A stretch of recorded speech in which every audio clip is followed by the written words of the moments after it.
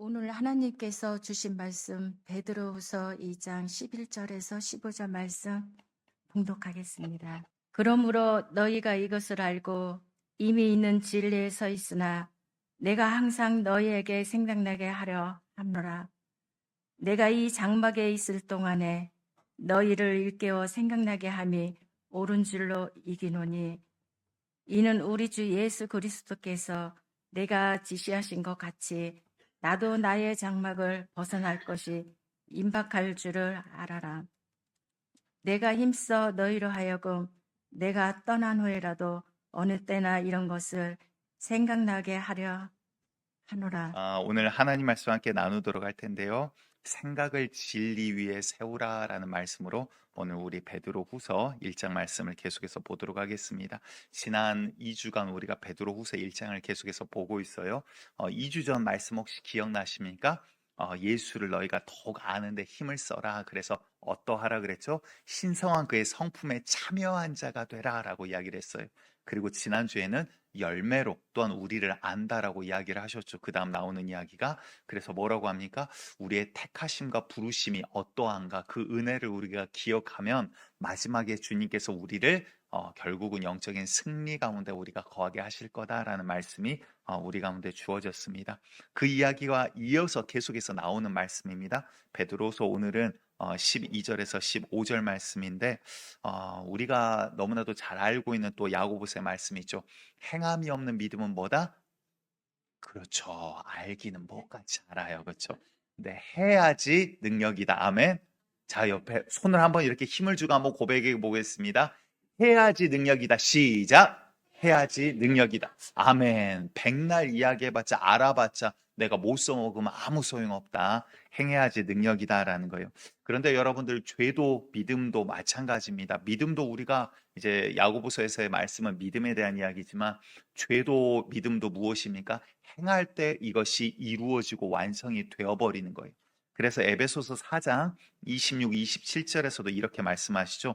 분을 내어도 죄를 짓지 말며 해가 지도록 분을 품지 말고 마귀에게 틈을 주지 말라라고 이야기를 합니다. 다시 말해서 우리 가운데 죄를 짓고자 사실은 마음에 이 죄도 죄지요. 그런데 주님께서 뭐라고 하십니까?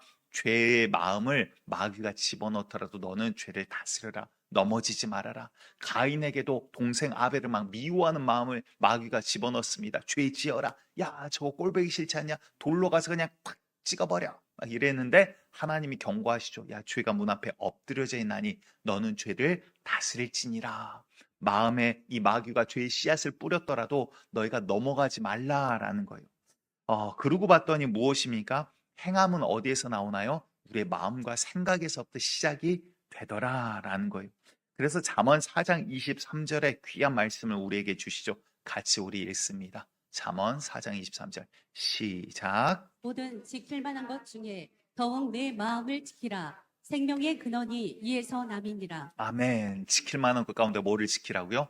우리의 마음을 지키라라고 이야기를 합니다. 왜냐하면 우리 올해 이제 표가 행함으로 복을 쟁취하라라는 것이죠. 그런데 이 행함도 어디에서 나옵니까? 생각과 마음에서부터 비롯되더라라는 거예요. 우리가 오늘 또한 올해 이 말씀을 시작하는 가운데 이 표를 시작하는 가운데 우리의 생각과 마음이 어디에 있어야 할지 우리가 너무나도 잘 알고 있지만 그럼에도 불구하고 우리가 분명히 확실히 다시 한번 되새기는 이 자리가 되기를 간절히 축복드리겠습니다. 우리나라 속담에서도 이 생각과 마음에 대한 이야기가 참 많습니다. 모든 것은 마음먹기에 달렸다. 혹은 이제 뜻이 있는 곳에 길이 있다. 생각이 많으면 배가 산으로 간다. 여러 가지 생각과 마음에 대한 이러한 속담들이 있습니다. 그런데 우리가 어떻습니까? 연초가 되면 여러분들 여러 가지 것들을 계획을 하고 결심을 하죠. 어떤 결심을 오래 하셨습니까? 드디어 깨달으셨군요. 결심해도 안 되는 거를. 그래서 결심을 아예 안 해버리신 건가요? 이렇게 우리 날마다 하는 결심이 있죠. 내일부터 다이어트 해야지 이렇게 하는데 생각한다라고 살이 빠지나요? 아니요, 이상하게 생각했더니 더 찌는 것 같아요. 그렇죠. 근데 우리가 물론 이제 나중에 이제 이거는 또 다루도록 하겠지만 우리가 정말 중요한 건 뭐예요? 생각만 한다라고 그게 이루어지지는 않아요. 그런데 생각조차 하지 않으면 완전히 이거는 가능성도 없는 거예요. 그런데 이 생각도 어떤 생각을 품냐가 중요하다라는 것이죠. 그래서 작년에도 한번 우리가 다뤘었습니다. 사는 생각을 가지고 있냐, 죽는 생각을 가지고 있냐. 뭐 세상 말로는 긍정적인 생각과 부정적인 생각 이렇게 이야기를 하기도 합니다. 그런데 여러분들 정말 중요한 것은요. 한때 유행이었던 그 조엘 오스트 목사님이 썼던 책이 있죠. 긍정의 힘이라는 책. 그런데 그와 비슷한 거의 흡사한 논문이 사실은 1970년대에 있었어요. 사람의 생각이 얼마나 사람의 삶에 미치는가 이러한 데이터들을 가지고 하는 이야기들도 있었지만 여러분들 중요한 것은요. 그게 진짜 생명의 말씀은 아니더라라는 거예요. 거기에는 늪이 있어요. 진짜 중요한 전제가 빠져 있어요. 우리를 살린 것은 오직 여호와 하나님의 말씀밖에 없다라는 거예요. 긍정적인 생각을 아무리 한다라고 해도 거울 보고 아침마다 그래 될 거야. 오늘은 좋은 일이 있을 거야. 백날 이야기해도 주님께서 복 주시지 않으면 이거는 헛된 공허한 이야기밖에 되지 않는다라는 사실을 기억하시기 바랍니다. 그래서 여러분들 우리의 믿음은 행함으로 보여지지만 그렇지만 이 행함도 마음과 생각에서부터 시작이 되기 때문에 오늘 우리의 이 마음과 생각이 어디에 있어야 하나 다시 한번 우리가 다잡기를 축복드리겠습니다. 그런데 마귀도 이 원리를 너무나도 잘 알고 있어요. 그래서 마귀가 어떻게 공격합니까? 공격이 오는 가장 많은 루트, 길이 바로 우리의 생각 가운데 악한 생각을 뿌려놓는 거예요. 안 좋은 마음을 뿌려놓는 거예요. 그래서 요한복음 13장 2절에서도 마귀가 벌써 시몬의 아들 가롯 유다의 마음에 예수를 팔려는 생각을 넣었더라라고 이야기를 합니다. 뭘 넣었다고요? 생각을 넣었대요. 다시 말해서 야, 저 예수를 팔아. 야, 팔아도 능력 많으니까 알아서 다 풀려날 거야. 너는 팔고 돈을 받아. 지금 예수 잡으려고 바리새인들이 눈이 부리돼 갖고 이렇게 했는데 네가 그 정보 하나 주면은 너 말 한 자리 하고 얼마를 받을 수 있는데 야, 이거 남는 장사야. 막 마음 가운데 그런 생각을 집어넣어요. 여러분들 생각을 가지고 있으면 어떻게 됩니까? 커져요. 결국 어떻게 돼요? 이 생각이 나를 지배하게 되더라라는 거예요. 결국 가룟 유다는 예수를 팔고 그게 깨달아졌을 때 결국 스스로 목매달아 죽기까지 끝까지 마귀에게 속아 넘어가는 모습을 보여주었다라는 겁니다. 여러분들 우리의 생각은요. 별것 아닌 것 같고 추상적인 것 같지만 우리의 생각이 사실 우리의 육체를 지배해 나갑니다. 여러분들 남의 것을 막 욕심을 내고 길 지나가다가 봤더니 막 보석이 반짝반짝거려요. 야, 저 내 손가락이 끼워지면 참 이쁠 텐데 어느 날 막 훔치고 싶은 마음이 안에서 막 드는 거예요. 결국 이거를 주체하지 못하면 나중에 도둑으로 전락하게 되는 거예요. 우리가 절제하는 힘이 그나마 있기 때문에 사회를 이루고 나아가는 겁니다.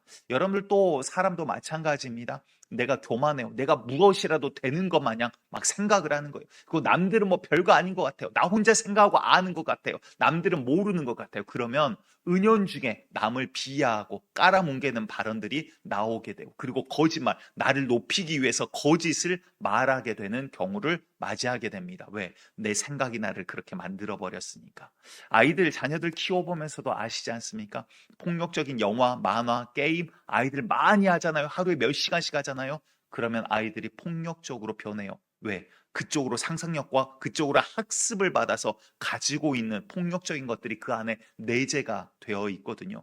그래서 여러분들 옛날에는 그나마 우리 이제 집사님들, 남자 집사님들 이제 학창 시절 때는 그래도 그 뭐라고 할까요? 낭만이 있었던 시대 아닙니까? 르와르가 있었고 이럴 때는 아닙니까? 그래서 남자들끼리 싸우다가 이제 쉽게 이야기를 해서 한 놈 코피 터지면 한 놈 지고 나 졌어. 나는 이겼어. 이제 이런 것들이 어느 정도 뭐 서열도 정리되고 그게 좋다라는 건 아니지만 그래도 선이라는 게 있었다라고요. 근데 요즘 아이들 보십시오. 맞잖아요. 그 다음날 볼펜으로 가서 뒤에서 찔러버려요. 왜? TV에서 많이 봤거든요. 칼로 막 찌르거든요. 총으로 쏘거든요. 내가 약하다고 그대로 끝나는 거 아니거든요. 어떻게든 이 분을 막 삭히지 못하고 어떻게든 이걸 표출하거든요. 그러니까 요즘은 여러분들 악도 경계가 없어져 버렸어요. 막 정말 이 난폭성이 과거와 전혀 달라져 버렸다는 거예요. 그래서 요즘 여러분들 자동차 얼마나 유용하고 좋습니까? 그런데 난폭 운전, 보복 운전 이런 것들 요즘 너무나 많았잖아요. 뭐 뒤에서 크락션 한번 눌렀다고 막 화나가지고 막 몇 시간을 앞에 가면서 브레이크를 밟고 막 못 가게 하고 방해하고 그러다 결국 사고 나는 영상들 종종 우리가 보지 않습니까? 왜? 분노를 참지 못하는 거예요. 그 마음의 미움을 억제하지 못하는 거예요. 이 손이 움직이기 전까지 뭐가 지배를 해요? 생각이 결국 나를 지배하게 되더라라는 거예요. 오늘 본문에서도요. 12절에 이렇게 이야기를 시작합니다. 그러므로 앞에 어떤 이야기가 지금 나왔어요. 그게 우리 지난 2주간 봤는데요. 그러므로 그러기 때문에 너희가 이것을 알고 이것이 뭡니까? 앞에 우리가 나눴던 것처럼 예수 그리스도를 아는데 너희가 힘쓰고 그의 거룩한 성품에 신성한 성품에 참여한 바 되고 그다음 뭐예요? 우리를 어떻게 택하시고 부르셨는지 그의 은혜 가운데 우리가 어떻게 섰는지 너희가 기억하라. 그 가운데 서 있으면 마지막 날에 하나님께서 너희를 구원에 이르게 할 거야. 이 하나님의 놀라운 은혜를 너희가 가지고 있고 그 진리 위에 너희가 이렇게 서 있으나 라고 이야기를 하는 거예요. 이렇게 있으나 그런데 오늘 이렇게 뭘 한다라고 이야기하냐면 그 다음에 12절 마지막에 내가 항상 너희에게 생각나게 하려 하노라. 그래서 내가 지금 뭔가를 다시 이야기한다라는 거예요. 너희가 잘 있대요. 교회가 잘 서 있대요. 그런데 내가 또 이야기한다라는 거예요. 그리고 제가 13절도 봤더니 또 뭐라고 하냐면 너희를 일깨워 생각나게 함이 옳은 줄로 여기노라. 내가 이렇게 해서 너희가 생각나게 하는 너희의 생각이 그 가운데 있게 하는 게 옳은 줄로 한대요. 또 15절도 봤더니 마지막에 이런 것을 생각나게 하려 하노라. 짧은 이 4계절 가운데 계속해서 내가 너희를 생각나게 하려고 한다. 생각나게 하는 게 옳은 줄 안다. 생각나게 하려고 한다라는 이야기를 하고 있다는 거예요. 왜? 우리의 생각과 마음이 얼마나 중요한지 베드로는 배웠거든요. 경험을 했거든요. 오늘 베드로 후서의 배경은요. 지난주도 말씀드렸지만 베드로가 이제 나이가 어느 정도 들었습니다. 오늘 말씀 가운데서도 14절에 그 이야기를 해요. 내가 육신의 장막에 이 육체 가운데 내가 있는 날이 얼마 길지 않을 줄 내가 안다.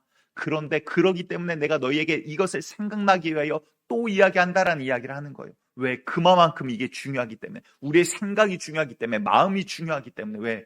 베드로가 그 가운데 넘어져 봤거든요. 쓰러져 봤거든요. 영적인 싸움 가운데 이게 얼마나 중요한가를 평생에 걸쳐서 배웠거든요. 그러기에 내가 너희에게 이것을 생각나게 하려 하노라. 너희의 마음이 어디에 있는가가 그렇게 중요하더라라는 거예요.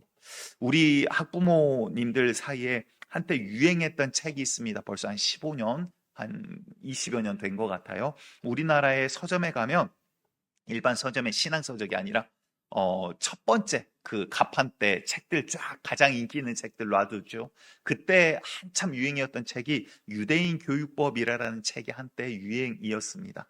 그런데 왜 그러나 봤더니 여러분들 이스라엘은 굉장히 작은 나라예요. 우리나라보다도 영토도 훨씬 작습니다. 인구도 더 작습니다. 그렇게 작은데 주변에 수많은 그 적국들 사이에서도 굳건하게 서나가요. 그런데 특징이 있는데 전 세계 국가 가운데 청소년 문제가 가장 적은 나라가 이스라엘이에요.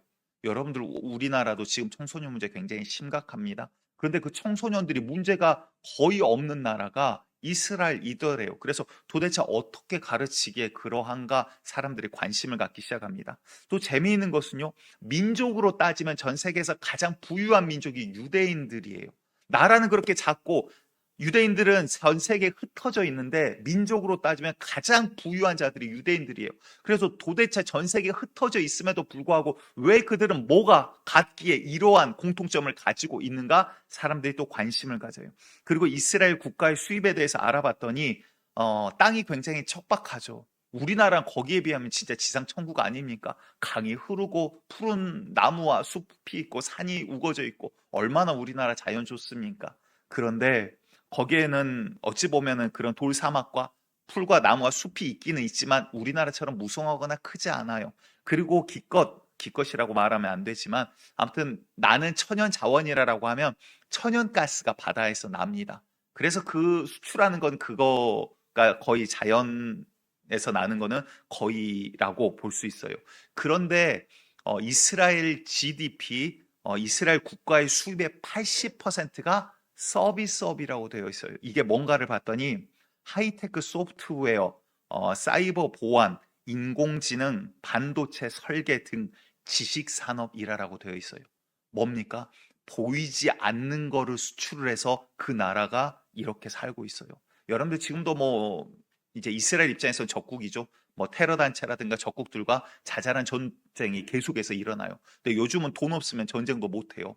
그냥 뭐 무력이 있기 때문에 우리가 니네 때린다 이게 아니라 미사일을 쏴도 몇 천만 원, 몇 억 쏘면서도 돈이 막 계속 쏟아져 들어가는 거예요.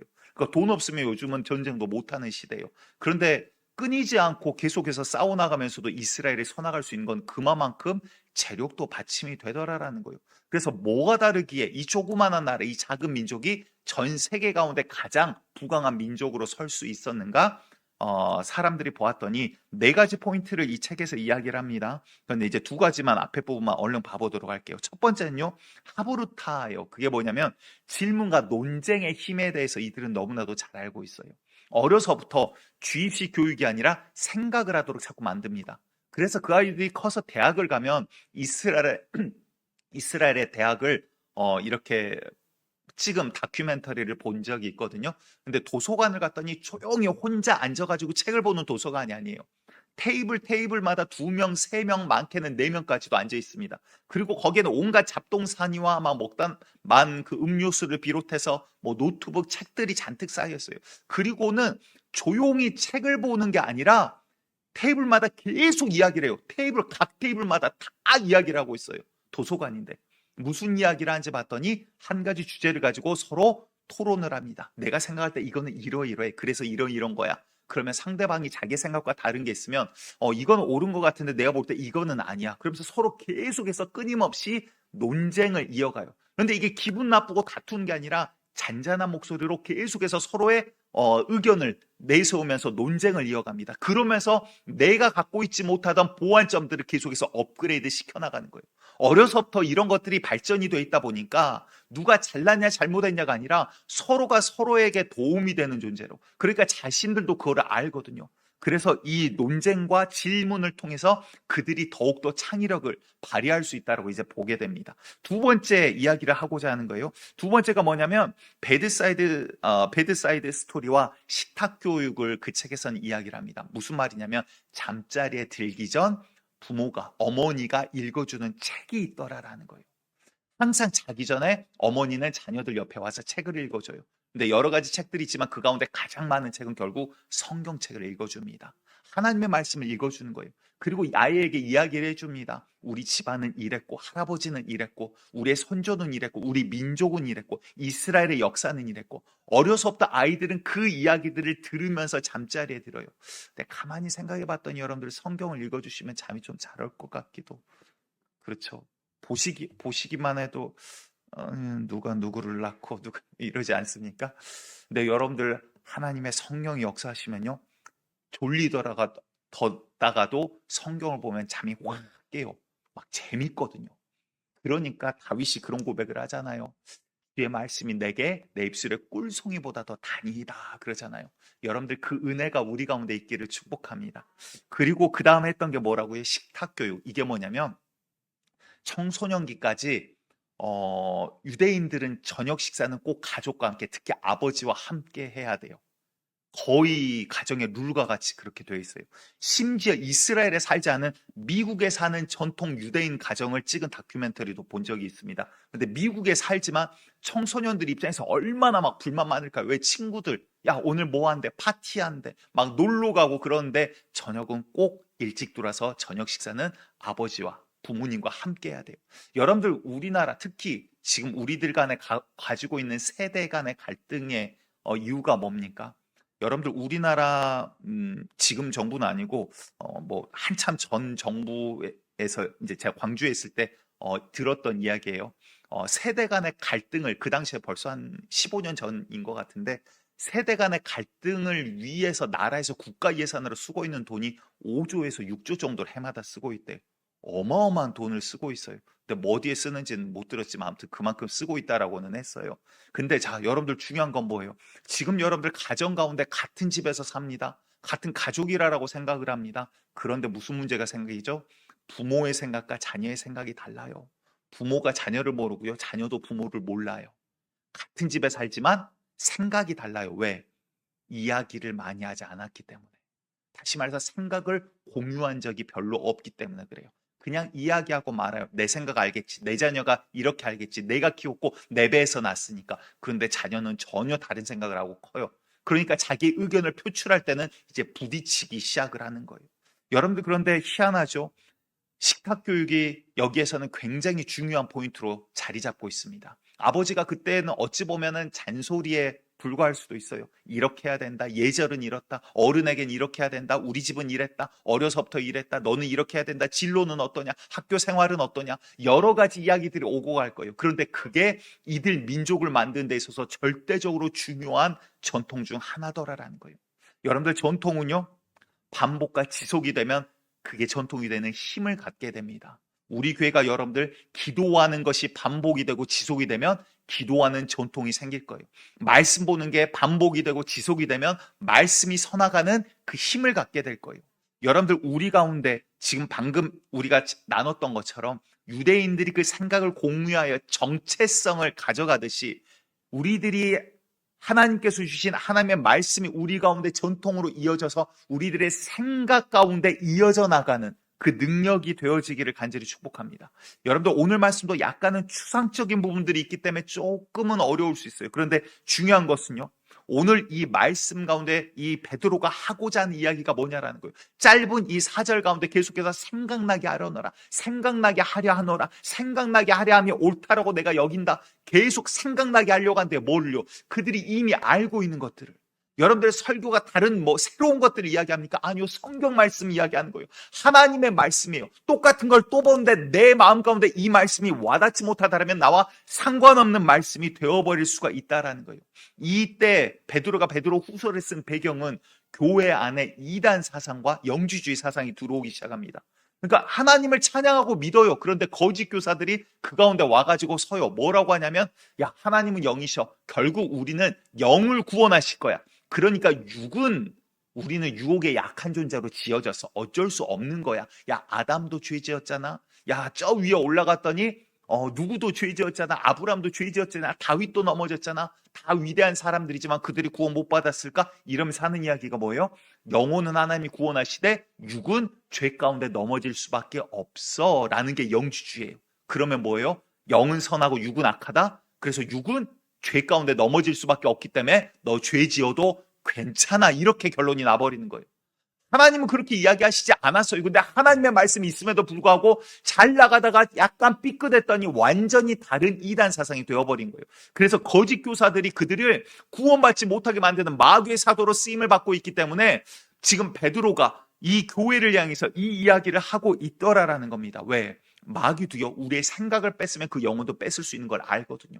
우리의 마음을 뺐으면 그 영혼도 무너지는 것을 알거든요. 여러분들 오늘 우리가 걸어오고 살아갈 때 내 생각과 마음이 어디에 있고 어디 위에 서 있는가를 점검해 보셔야 돼요. 교회 안에 있지만 구원받지 못한 자가 반드시 있다라고, 반드시라고 말해서 죄송하지만 분명히 있다라고요. 왜? 하나님의 말씀 위에 내 생각과 마음이 서나가지 않기 때문에.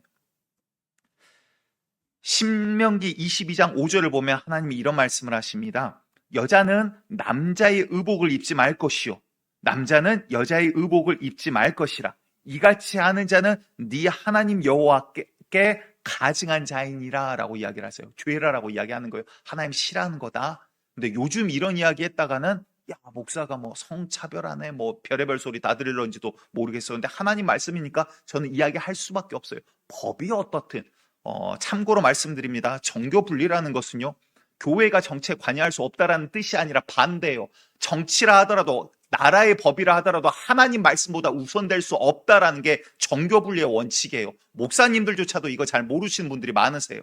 아니에요. 하나님 말씀의 절대적인 권위를 말하는 게 바로 이거라고요. 여러분들 우리가 기억해야 될 것은요, 하나님의 말씀이 얼마나 무섭고 두려운가를 우리가 알아야 돼요. 근데 여러분들, 제가 초등학생 때 얼마나 영특했는가 보세요. 이야기를 듣고 로마서 말씀을 봤더니 야, 마지막 때가 갈수록 어떤 현상이 일어날 것 같아요? 야, 남자 가운데 여장을 하는 사람들이 생겨나겠구나. 제가 초등학교 3학년 때인가 4학년 때인가 그 생각을 했다니까요. 성경을 보면서. 그리고 제가 무슨 생각을 했냐면, 그러면 돈을 벌려면 아직 이런 장사라는 사람이 없으니까 남자들이 입을 수 있는 여자 스타일 옷을 만들면 되겠다는 생각을 그때 했어요. 여러분들, 목사가 보통 목사가 아니야. 대단한 거요. 초등학교 3, 4학년 때 그 생각을 했다니까요. 여러분들, 무슨 말씀을 드리고자 하냐면, 제가 그렇게 살아갔다면 어떻게 됐을까요? 하나님 앞에 저주받는 자가 됐을 거라고요. 하나님 성경 말씀을 보지만 그리고 야, 성경 말씀대로 앞으로 미래가 되겠구나를 알지만 그 다음 제 마음이 하나님과 하나였어요? 아닌 거예요. 무슨 말씀인지 아시겠어요? 교회에 다니지만 또한 내가 매일 성경을 보지만 심지어 설교하는 목사이지만 제 마음이 하나님과 하나 되지 못하면 나는 저주 가운데 발견될 수도 있다라는 이야기를 지금 드리고 있는 거라고요. 여러분들, 우리가 교회에 다니고 얼마나 많은 사람들 축복 가운데 우리가 하나님 앞으로 부름받았습니까? 그럼에도 불구하고 하나님의 말씀과 상관없는 가운데 내 욕심과 마음이 있다라면 결국 나는 죄 가운데 발견될 수밖에 없더라라는 거예요. 그래서 지금 베드로는 이야기하는 거예요. 야, 이단 사상이 들어와서 너희가 겉모양은 성도 같아, 크리스찬 같아, 교인 같다라는 거예요. 그런데 뭐예요? 속은 이단에게 속아서 마귀에게 뺏겨버리고 있는 거예요, 영혼을. 그러니까 지금 베드로는 다시 생각나게 하려노라. 진짜가 뭔가를 다시 한번 너희가 되새겨라라는 거예요. 여러분들 이단 조심해야 됩니다. 잘 알아야 됩니다. 가짜 구별할 줄 알아야 됩니다. 그런데 정말 가장 중요한 것은요, 가짜를 공부하고 아는 것보다 진짜가 뭔지를 모르면 또 다른 가짜에게 결국은 넘어갈 수밖에 없어요. 야, 사기가 이런 거구나, 보이스피싱이 이런 거구나가 아니라 진짜가 뭔가를 정확하게 알면 뭐가 아무리 변형되어 들어와도 진리에서 벗어나지 않는 그 믿음 가운데 서나갈 수 있다 이 말이에요. 여러분들, 우리의 생각과 마음이 진짜 어떻게 하나님의 말씀 가운데 서나가야 될지 오늘 명확하게 알고 서나가기를 결단하시고 주님 앞에 서나가는 자가 되기를 축복드립니다.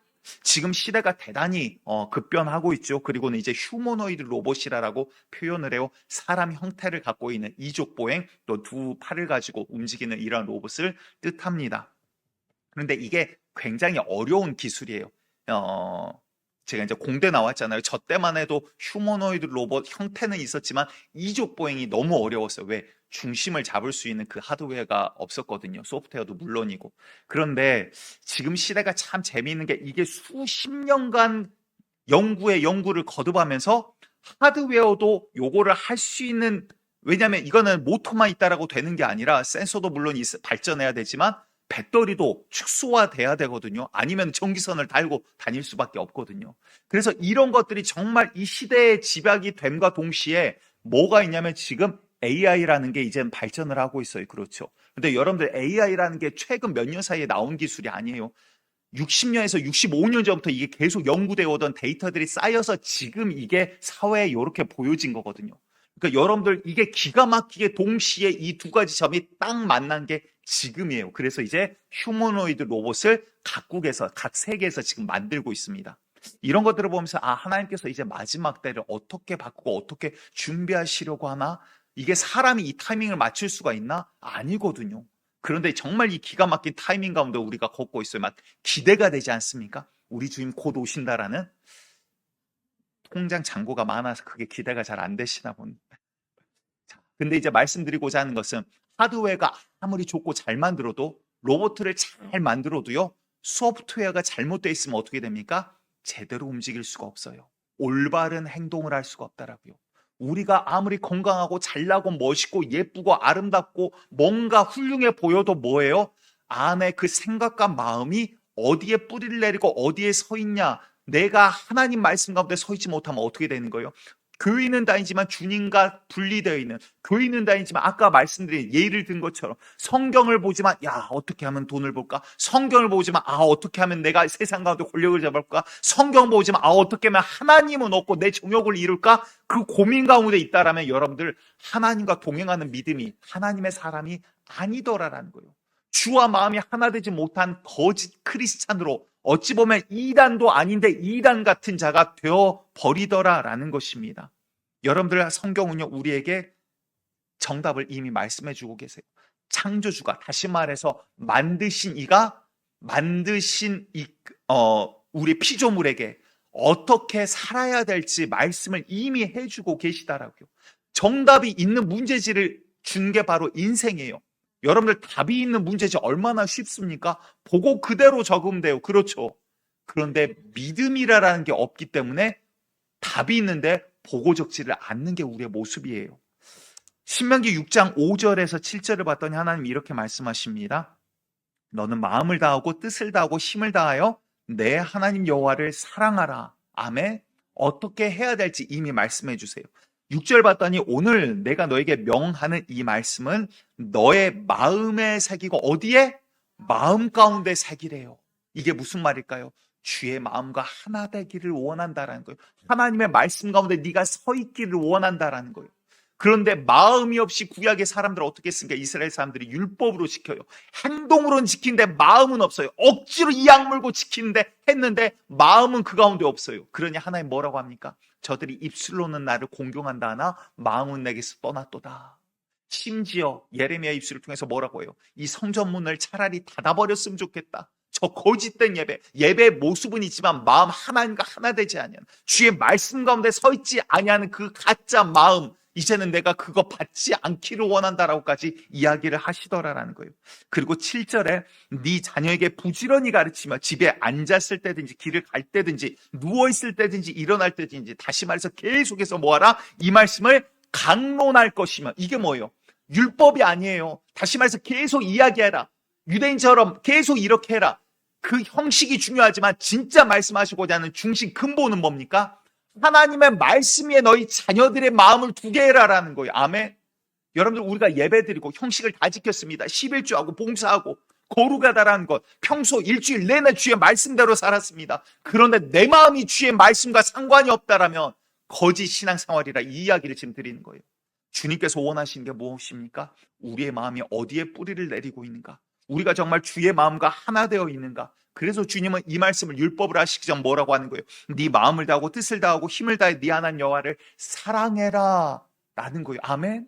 율법으로 어떻게 보여지지를 않아요. 그런데 사랑해라, 이게 내가 너희에게 주는 해답이야, 정답이야 라는 거예요. 자, 신명기 10장 12절도 이렇게 말씀하세요. 이스라엘아, 네 하나님 여호와께서 너에게 요구하시는 것이 무엇이냐? 창조주가 우리에게 요구하는 거래요. 곧 네 하나님 여호와를 경외하여 그의 모든 도를 행하고 그를 사랑하며 마음을 다하고 뜻을 다하여 네 하나님 여호와를 섬기고. 아멘. 우리에게 말씀하신 거, 요구하신 거 이미 성경 가운데 있잖아요. 근데 하나님 저에게 원하신 게 무엇입니까? 왜? 내 정욕하고 하나님 뜻이 딱 맞아 떨어지기를 바라거든요. 하나님 요거 이야기를 잘 안 하세요. 나를 사랑해라, 내 앞으로 와라. 하나님 나 교회 다니잖아요. 아니 그거 말고 내가 내 마음과 네 마음이 하나 되기를 원한다. 아니야, 하나님 그거 말고 요거 이야기 하셔야죠. 요거 내가 원하는 정욕, 이거 이야기 하셔야죠. 우리는 그렇게 기도를 한다라고요. 여러분들, 우리의 마음과 하나님의 마음이 얼마나 하나가 되어 있습니까? 신명기 11장 13, 14절 우리 또 함께 보도록 합니다. 11장 13절 14절. 1부 때도 이 말씀이 안 나오더니 2부 때도 짜잔 짠. 신명기, 함께 봅니다. 시작. 내가 오늘 너희에게 명하는 내 명령을 너희가 만일 청종하고 너희의 하나님 여호와를 사랑하여 마음을 다하고 뜻을 다하여 섬기면 여호와께서 너희의 땅에 이른 비 늦은 비를 적당한 때에 내리시리니 너희가 곡식과 포도주와 기름을 얻을 것이요. 아멘. 여러분들, 주님 말씀이 믿어지십니까? 근데 잘 안 믿어지시는 것 같아요. 사실은 저도 이렇게 살으라,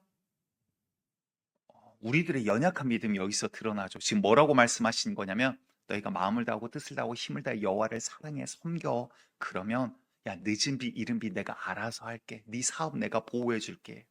우리가 죄를 지었기 때문에 아담 이후로 우리가 땀 흘려 일해야 됩니다. 일 안 하고 가만히 있으면 내가 먹여줄게, 이 이야기가 아니에요. 일해야 되는데 일을 함에도 불구하고 어때요? 사업이 망하기도 하고 어떠한 자연재해를 당하기도 하고 이른 비가 와가지고 막 빨리 떨어지고 썩어버리고 과일들이 1년 농사 다 망쳐버리고 이런다라는 거예요. 그런데 하나님께서 뭐라고 하시는 거예요? 네가 나를 사랑하면, 네가 내 안에 있으면, 다른 말로 하면 네가 정말 나와 같은 마음으로 나와 함께 있으면 뭐예요? 말씀 위에 네가 마음과 생각을 세워나가면 뭐예요? 그러면 내가 보호하겠노라 라는 거예요. 여러분들, 하나님의 말씀이 정말 믿어지기를 원합니다. 여러분들, 사업이 잘 되는 비결을 말씀해주고 계시잖아요. 우리가 보호받는 비결을 말씀해주고 계시잖아요. 우리가 어떻게 살아야 될지 성경은 이미 말씀해주고 계시잖아요. 그런데 그 말씀대로 우리가 하는 것보다 하나님 지혜 주셔야죠. 능력 주셔야죠. 사업할 수 있는 어떠한 통찰력을 주셔야죠. 다른 것들을 구해요. 왜? 하나님의 말씀을 믿는다 말하지만 하나님이 주신 정답은 내팽개쳐버리고 믿지 않는 거거든요. 여러분들, 우리가 정말 주의 말씀 위에 서나가기를 원합니다.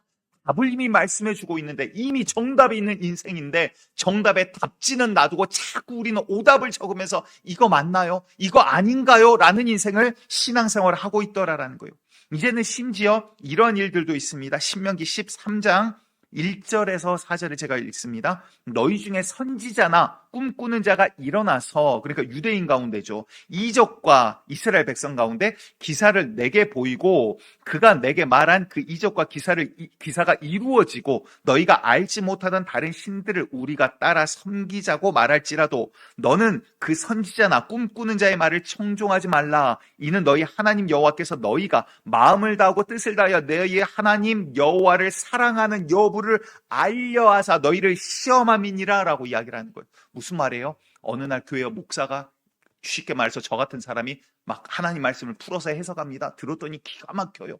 야, 말씀도 잘하고 말씀이 막 가슴에 확 와닿네. 그런데 막 기적과 이사 예언을 했는데 그대로 막 이루어집니다. 기도했더니 병도 고쳐져요. 그리고 나서 어느 날 이야기하는 거예요. 사실은 이게 우리 여호와 하나님께서 우리에게 중간 대리자를 주셨는데 그분이 바로 바알신이셔. 이제 이런 거예요. 알고 웃는 건지 모르고 웃는 건지를 모르겠네. 그런 거 속지 말라라는 거예요. 여러분들 조금 더 직접적으로 이야기할까요? 야, 어느 권사님 예언의 은사 있대. 은사 있을 수 있어요. 은사를 제가 무시하지 않아요. 성경 은사 함부로 여기지 말라 그래요. 성령께서 일하신 건 능히 하실 수 있어요. 그런데 어느 날부터 어떻게 됩니까? 하나님의 음성을 듣고자 하는 게 아니라 권사님이 우상이 되어 있어요. 목사님이 우상이 되어 있어요. 다시 말해서 교회 안에서 우리가 알지 못하게 하나님이 영광받고 계셔야 될 자리에 어느 순간부터 하나님 팔아서 사람이 우상이 되어 있는 경우들이 생기더라고요. 아니라는 거예요. 그런 거 너희 속지 말아라. 너희가 정말 마음을 다하고 생각을 다하고 뜻을 다하고 힘을 다해 너희 하나님 여호와를 사랑하나 여호와께서 시험하려고 잠깐 능력도 한번 보여줘 본 거야. 그거 가짜인 거 이미 성경이 말씀하고 있잖아. 진리는 너희 손에 있잖아. 아멘. 여러분들 진짜를 갖고 있으면서 왜 가짜에 자꾸 속냐라는 거, 왜 진짜에 관심이 없으니까 자꾸 다른 데로 눈이 돌아가는 거예요. 우리의 마음이 여러분들 교회 다니지만 가짜에 있지 않기를 원합니다. 교회 다니는 이유가, 이 부르심을 받은 이유가 예수 그리스도 복음 위에 우리의 마음이 서나가기를, 우리의 생각이 서나가기를 간절히 축복드리겠습니다. 다시 말해 우리에게 이미 주신 이 답이 우리 가운데 있기에 속을 이유가 없어요. 진리가 이 가운데 있기에 다른 것들을 볼 필요가 없다라는 거예요. 여기에 모든 말씀, 우리의 구원에 이르는 말씀을 우리 가운데 주셨더라라는 거예요. 신명기 30장 6절에 또 이렇게 말씀하세요.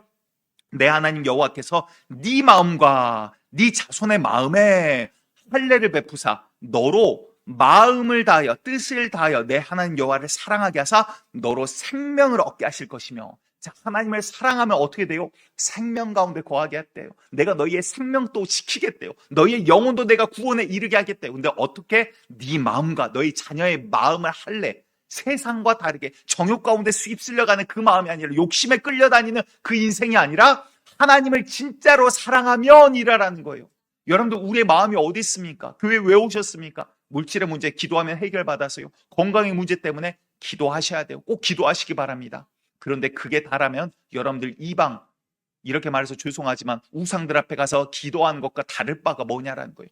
주님께서 원하시는 건요, 기적과 이적을 베풀기 위함이 아니라 뭐예요? 기적과 이적을 베푸시면서 우리에게 보여주신 건 내가 너희의 하나님이라, 내가 너희를 사랑하여 구원에 이르기를 원하노라, 너희를 살리기 위하여 생명의 말씀을 내가 너희에게 주노라. 주의 말씀이 생명이 우리 가운데 있는데 생명은 내팽개치고 다른 거를 구하지 말자 이 말이에요. 진짜 생명의 말씀 가운데 우리의 마음과 우리의 생각이 그 위에 서나가는 역사가 있기를 간절히 축복드리겠습니다. 그러니 예수님께서도 이 말씀을 가지고 이야기하시는 거예요. 예수님을 율법사들이 시험에 들게 하죠. 왜? 그들은 본질이 아니라 다른 것들에 눈이 돌아가 있거든요. 그러니까 예수님 율법 가운데 가장 큰 게 무엇입니까? 왜? 자기들이 생각할 때 율법은 다 하나님의 말씀이기 때문에 동등해요. 그러니까 뭐 하나 빼놓을 수가 없어요. 뭐가 크다 적다 말을 못 하거든요. 자기들끼리 막 논쟁했는데 답을 못 찾아요. 인간의 한계래 말이요. 예수님에게 물었더니, 시험을 하려고 물었더니 예수님 대답하십니다. 마가복음 12장 30절 31절 우리 같이 읽습니다. 시작. 내 마음을 다하고 목숨을 다하고 뜻을 다하고 힘을 다하여 주 너의 하나님을 사랑하라 하신 것이요. 둘째는 이것이니 내 이웃을 내 자신과 같이 사랑하라 하신 것이라.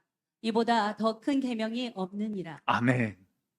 여러분들 주님께서 이미 답을 말씀해 주고 계세요. 그런데 우리는 본질은 잃어버리고 껍데기만 보면서 껍데기 했으니까 주님 됐지요. 아니, 주님 진짜 원하시는 건 뭡니까? 주님과 하나 되는 이 마음을 원하고 계시더라는 거. 주의 말씀이 우리의 생각과 마음과 뜻이 서나가기를 원하고 계시더라라는 거예요. 그래서 여러분들 이렇게 사랑하라라고 이야기하시고 갈라디아서 5장 14절 이하에서는 이렇게 말씀하세요. 온 율법은 너희가 지금 지키고자 애썼던 그 온 율법은 네 이웃 사랑하기를 네 자신같이 하라 하신 한 말씀에서 이루어졌나니. 그러니까 율법을 준 모든 이 목적과 근본과 시작이 뭐라고요? 사랑하라라는 이 말씀에서 이거를 이루기 위해서 율법을 줬대요. 그런데 율법을 지키는데 사랑하지 않고 싸우고 다투고 머리끄댕이 잡고 난리 법석을 떠는 거예요. 그러니 뭐라고 합니까? 그 다음 갈라디아서 5장 15, 16절에서 만일 서로 물고 먹으면 피차 멸망할까 조심하라. 무슨 말이에요? 주님과 마음은 하나 되지 않은데 겉모양은 헝금하고 교회 다니고 내가 예배는 드리고 겉모양은 그리스도인 같아요. 그런데 경건의 능력은 없어요. 주의 살아있는 말씀이 그 가운데 없다고요. 주와 그 마음은 분리되어 있으니까. 주님은 사랑하라. 그러기 위해서 율법을 주셨어요. 우리가 서로 이웃에게 해 끼치지 말고 그에게 너희가 사랑을 어떻게 보일까? 하나님께 받은 사랑이 뭔가? 주님을 정말 힘을 다해서 너는 사랑하라 그랬는데 율법 껍데기는 딱 지켜놓고 마음은 하나님에게 없어요. 그러니까 그들 가운데 머리끄댕이 잡고 서로 싸우고 이 물고 하면서 뭐 하는 거예요? 나는 구원받았지요. 하나님 내 기도 들으시지요. 주님 뭐라고 말씀하십니까? 피차 멸망할까 하노라. 둘 다 망하게 생겼네. 그 이야기를 이야기하고 있는 거예요. 여러분들 우리의 마음이 어디 있습니까? 이스라엘이 출애굽기 할 때, 그때는 이스라엘이 아니라 그냥 히브리 민족이죠. 애굽에서 출애굽을 합니다. 그들이 뭐를 봤어요? 10가지 재앙을 봤어요. 지금까지 평생 살면서 이루어질 수 없는 자연재해를 봤다고요. 아니요, 마지막은 자연재해도 아니에요. 가축에서 왕자까지 첫째 아들은 다 하나님께서 천사를 보내 치시는 역사를 그들이 목도했습니다. 애굽은 온통 울음바다가 됐어요. 그의 빨리 떠나버려라 왕의 명령 아래 히브리 민족은 출애굽을 하게 됩니다. 하나님의 은혜로 430년 만에 종살이 하다가 풀려나게 돼요. 그리고 나서는 곧바로 또 위기에 닥칩니다. 앞은 홍해로 가로막혔고 뒤에는 전차 군단이 쫓아와요. 그런데 하나님께서 내가 저들을 다시 보지 않게 하리라. 홍해를 갈라버리십니다. 홍해를 걸어서 그들이 건넜어요. 그리고 쫓아오던 군대는 물로 덮어버렸습니다. 하나님의 놀라운 일들을 봤어요. 날마다 만나가 내리는 것을 보고 하나님의 은혜를 경험합니다. 불기둥을 봤고요. 구름기둥을 봤어요. 그런데 주님을 경험하고 육안으로 역사를 보았음에도 불구하고 그 가운데도 하나님을 믿지 않아 구원받지 못한 자들이 있더라라는 거예요. 무슨 말입니까? 내가 교회 다니고 성경을 갖고 날마다 성경 통독을 해도 하나님과 마음이 분리되어 구원받지 못한 자가 있더라라는 거예요. 말씀을 내가 경험을 하지만 하나님의 살아계심을 경험을 하고 기적과 이적을 체험을 하면서도 구원받지 못하는 자가 있더라라는 거예요. 여러분들 우리의 마음이 어디 있습니까? 주님과 하나 되는 역사, 그의 말씀 가운데 서나가는 역사가 우리 가운데 있기를 간절히 축복드립니다. 사사기서 2장 10절에 이런 이야기가 나와요. 그 세대 사람도 다 그 조상들에게도 돌아갔고 어찌 보면 아까 출애굽기에 하나님을 경험했던 또 하나님의 역사들을 또한 보아왔던 그 자들이 다 이제 죽고 그 다음 세대가 됐죠. 다음 세대. 지금 유대인들처럼 그들이 생각을 이어가고 전통을 이어갔다라면 하나님을 자녀들이 알았을 거예요. 배웠을 거예요. 그런데 뭐라고 성경은 이야기하냐면 그 후에 일어난 다른 세대는 여호와를 알지 못하며 라고 이야기를 해요. 영어로 뭐라고 하냐면 Another generation grew up 이라고 이야기를 해요. 또 다른 세대가 자라났다라고 이야기를 해요. Next generation, 다음 세대가 아니라 Another generation이래요. 완전히 다른 세대래요. 마치 전혀 다른 민족인 것처럼 다른 세대가 자라났는데 뭐라고 해요? 이 다른 세대는 여호와를 알지 못하며 여호와께서 이스라엘을 위하여 행하신 일도 알지 못하였더라. 그러니 사사기서에 어떤 이야기가 나옵니까? 사람들이 자기 소견에 옳은 대로 행하였더라. 내 생각엔 이가 옳아. 그런데 그게 죄 가운데 있더라라는 말을 그렇게 표현하고 있더라라는 거예요. 여러분들 우리의 정체성이 어디 있습니까? 노음교의 정체성이 어디 있습니까? 하나님의 백성이라는 우리의 정체성이 어디 있습니까? 한마디로 우리의 생각이 주의 말씀에서 떠나 있다라면 교회에 다니지만 우리는 버림받은 자가 되어볼 수 있어요. 제가 사역자이고 목사이지만 제 마음이 하나님과 하나 되지 못하다라면 저는 이미 인생 가운데, 신앙 가운데 실패자인 거라고요. 우리가 주의 마음과 하나 되기를 먼저 힘쓰기를 간절히 축복드립니다. 그래서 잠언 29장 18절에 묵시가 없으면 백성이 방자히 행하거니와 율법을 지키는 자는 복이 있느니라. 다시 말해 하나님의 조명하심과 주의 말씀 가운데 그들이 걸어갈 때야 비로소 살아갈 수 있다. 여러분들, 우리가 주의 말씀 없이 하루라도 제대로 살아갈 수 있습니까? 하나님 말씀 안다라고요? 목사라고 제대로 살아갑니까? 날마다 주의 말씀 묵상하고 주의 말씀 가운데 내가 부딪히고 내가 주의 말씀과 하나 되어 나가지 아니하면요, 머리로 하나님의 말씀을 외우고 달달달달 알아도 수백, 1000구절, 2000구절 달달달 외워도 지옥 갈 수밖에 없다. 이 이야기를 지금 성경은 하고 있는 거예요. 베드로는 교회에게 지금 이야기합니다. 야, 너희 가운데 거짓 교사들이 있어. 너희 가운데 이단 사상이 있어. 너희가 하나님을 믿노라면서 마귀의 자녀로 지옥 간 자들이 교회 안에 있구나. 너희가 진리가 무엇인가 다시 생각나게 하려고, 너희가 받은 부르심과 택하심의 은혜가 무엇인가 생각나게 하려고, 너희가 알았던 들었던 그 예수 복음이 무엇인가 생각나게 하려고 내가 이야기한다. 내가 너희와 함께할 시간이 얼마 남지 않았어. 내가 육신의 이 장막을 벗을 날이 얼마 남지 않았어. 하지만 내가 떠나가고 나서도 너희에게 생각나게 하려 하노라. 아멘. 오늘 본문의 말씀이 그거더라라는 거예요. 여러분들, 하와가 뱀의 이야기를 듣습니다. 하나님 말씀하셨죠. 선과 악을 알게 한 나무 실과는 먹지 마. 다른 거 다 먹어, 괜찮아. 그런데 이거 먹지 마. 이걸 먹으면 정령 죽어. 하나님의 말씀이 있는데 그 다음 뭐요? 그 말씀과 하나 될 때는 말씀이 지켜졌다라고요. 그런데 그 마음이 말씀을 떠나서 마귀의 음성에 귀를 기울여요. 그러니까 결국 마음이 어떻게 됩니까? 보암직도 하고 먹음직도 하고 탐스럽기도 하더라. 마음이 이미 마귀의 뜻대로 넘어가 버렸어요. 그러니 그 다음 행동이 죄로 드러나더라라는 거예요. 빌립보서 2장 2절에 말씀하십니다. 마음을 같이하여 같은 사랑을 가지고 뜻을 합하여 한 마음을 품어. 어떻게 이럴 수 있습니까? 오직 성령으로 너희가 하나 되라 말씀하고 계십니다. 여러분들, 우리가 받은 복음이 무엇입니까? 우리가 받은 은혜가 무엇입니까? 여러분들, 교회 떠나고 분란이 일어나고 문제가 생겼을 때 잘 보시기 바라요. 100명 중 1명, 아니 1000명 중 1명, 10,000명 중 1명이라도 하나님 때문에 시험 들어서 나간 사람이 있습니까? 아니요. 교회 왔다가 사람 때문에. 마귀가 역사하거든요. 공격하거든요. 우리가 받은 복음은 예수 그리스도 때문에 이 죄인을 살리사 죽을 수밖에 없는 영혼을 이 자리까지 불러서 예수 보혈의 피로 씻겨 나를 살려주신 주의 은혜 때문에 모였는데, 그 다음에 어떻게 되는 거예요? 마귀가 이제 유혹하는 거예요. 야, 잡아라.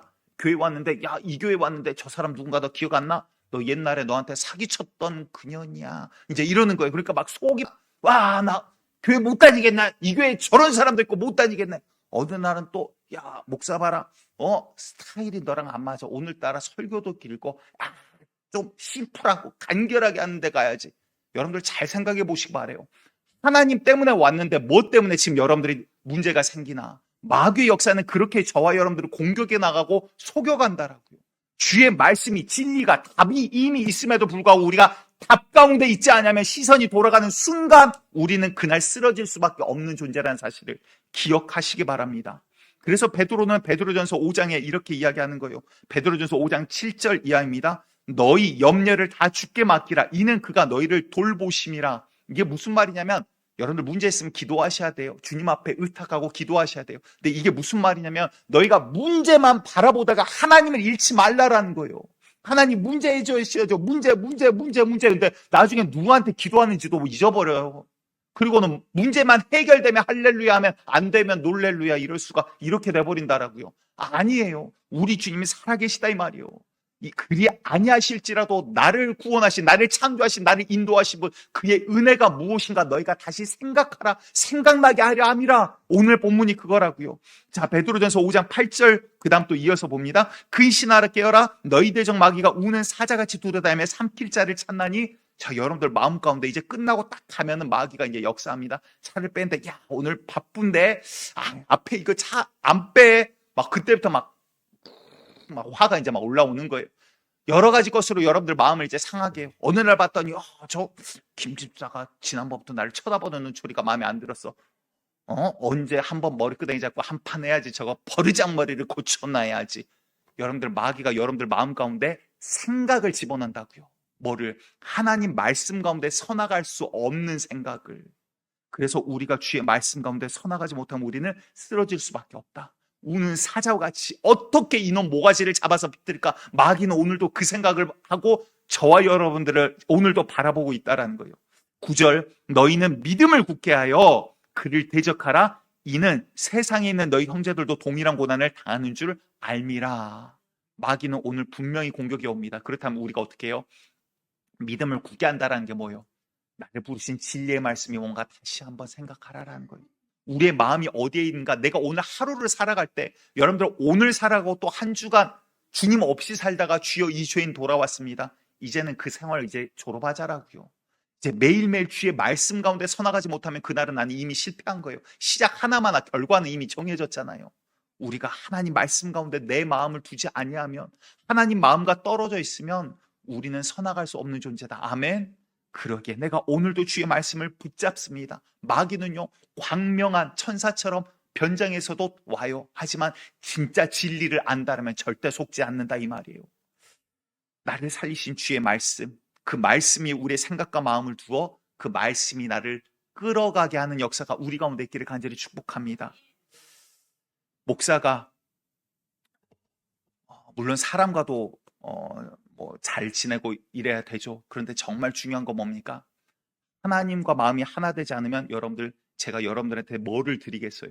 하나님 말씀 드리는 거요. 뭐 성경, 설교, 주제, 이 구성 짜는 거요. 1년 52주예요. 10년 거 해봤자 520개밖에 안 돼요. 주일 것만 따지자면. 근데 그거 10년 거 짜는 거 한 이틀이면 갔다가 주제 쫙 정하고 인간의 머리로 그냥 계산해서 짜자면, 자, 주제별로 창세기부터 쫙 정해가지고 그냥 깔면 그건 어렵겠어요. 근데 제가 몸부림치는 이유는 그거예요. 제가 하나님의 마음을 알지 못하고 하나님께 사용받지 못하면 그 다음에 그 양식을 먹을 자 어떻게 살겠냐라는 거예요. 그래서 하나님 주의 마음을 알게 해주시고, 주님 오늘 주님께서 하시고자 하는 말씀이 무엇입니까? 주님께서 내 영혼 또한 우리 영혼에게, 우리 노은교에게 주시고자 하는 생명이 무엇입니까? 왜? 그 말씀 가운데 내 영혼이 살고 죽고가 달렸기 때문에. 여러분들 우리도 마찬가지예요. 목사가 주님 마음 모르면 교회 끝나버린 거예요. 아버지가 주님 사랑하지 아니하면 그 자녀들은 끝나버린 거예요. 어머니가 하나님을 사모하고 섬기지 아니하면 그 자녀들이 뭐를 보고 하나님을 믿고 하나님을 섬기겠냐라고요. 여러분들 우리가 먼저 하나님을 정말 사랑하고 사모하고 그의 말씀 위에 매일매일 내 생각과 마음을 두어 주께서 원하시는 게 무엇일까? 주님 앞에 서나가는 게 무엇일까? 주의 말씀이 나에게 뭐라고 하시나? 매일 주의 말씀을 붙잡고 걸어가는 우리의 삶이 되시기를 간절히 축복드리겠습니다.